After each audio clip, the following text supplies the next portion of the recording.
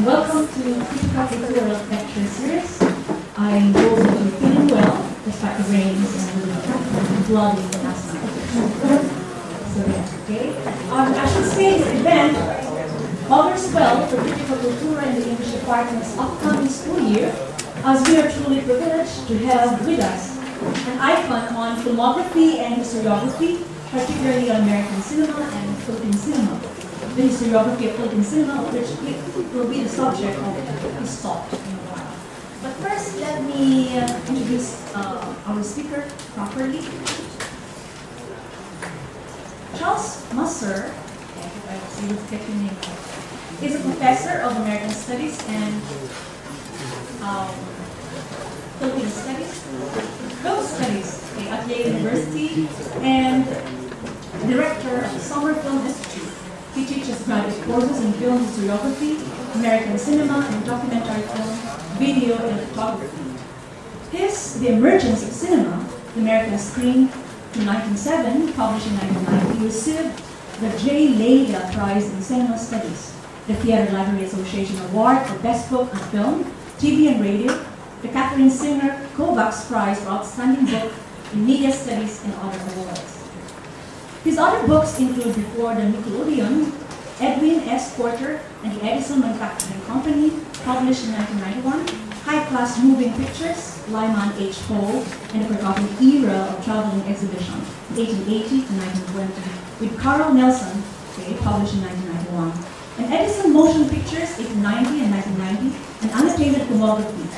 Most recently, he co-edited Oscar Michoud and Circle African American Filmmaking and Grey Cinema of the Silent Era, published in 2001, with James Gaines and Pearl Balser. As a documentary filmmaker, he produced and directed prize-winning American Father, 1970s, and Before the Nickelodeon, the early cinema of Edwin S. Porter. So, friends, let's all welcome Professor Musser from Yale University.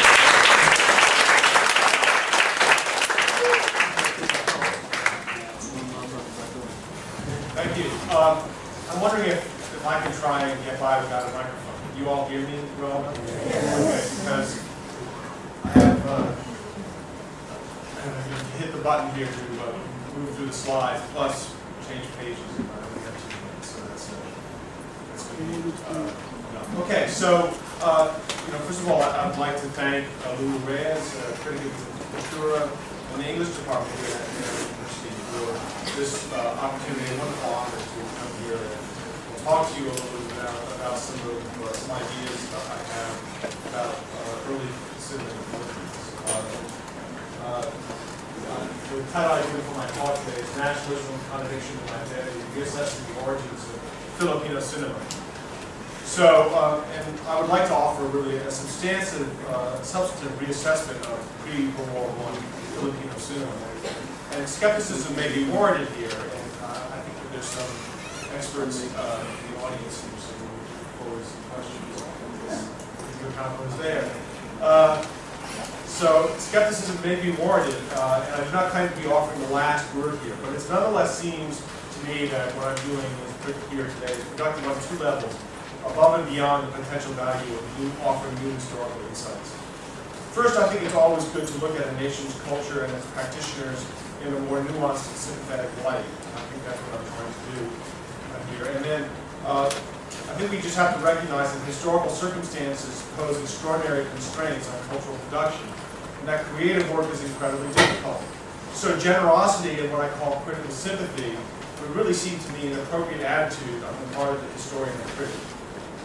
And secondly, by creating or generating debates and offering new perspectives, one energizes the field. And only if something is at stake, if there are serious debates, do people really begin to pay attention. If Filipino cinema is simply an impoverished product of the American colonial rule, at least until Jose Nepomuceno began to make films, and that's in 1919, then it would seem of relatively modest interest. But when someone else, in this instance me, argues that pre-Nepomuceno cinema in the Philippines was often a center of cultural resistance to the U.S. colonial regime, and that, perhaps ironically, a handful of Americans participated in this struggle, indeed may have even played a key role, well, we have some serious historical issues to discuss and some more research to do, I'm sure. So these debates revolve around a series of terms: nationalism and colonialism, globalism and cosmopolitanism, contradiction and resistance. When I first came to the Philippines to lend some international gravitas to a conference on origins of cinema in Southeast Asia, organized by Nick Campo, over here. There was one conviction shared by my new friends and local film scholars: cinema was a fundamental component of Filipino culture. Certainly, as someone interested in beginnings, I was curious: when, why, and how did this importance come about and come to be? The answer I was given involved a man traditionally seen as the Philippines' first film director, Jose Nepomuceno, who directed his first film, Dalagang Buki, Country Made in 1919. Only with him did cinema in the Philippines become Filipino cinema. Before this pivotal moment, the country's motion picture practices were generally seen as impoverished and subservient to the imperial regime of the United States. Now, 1919 seems rather late, and a single director likewise seems strikingly narrow as a possible source for explaining the special bond between cinema and Filipino life. Although movies also became deeply incorporated into American life, I would argue that this occurred much earlier and from a broader base. You can already find many instances of cinema's importance in the late 1890s, in the ecstatic laughter for screen kisses, the jingoistic responses to war films, and the devotees of passion plays and boxing subjects. One crucial turning point was undoubtedly the 1905-1907 Nickelodeon boom, the rapid proliferation of specialized motion picture theaters, which broadened and deepened cinema's penetration into everyday life as millions of Americans went to the cinema on a daily basis. Out of this emerged the prominent role of movie stars between 1908 and 1915. So rather than emphasizing the importance of a director or directors such as D.W. Griffith, I would simply note that it was the movie stardom that fascinated most American moviegoers, and I think that's true for the Philippines as well. Although today's movie stars play prominent roles in American life, whether it's Arnold Schwarzenegger as Governor of California or Angelina Jolie as Special Envoy to the UN, they arguably have an even more prominent role in Filipino culture.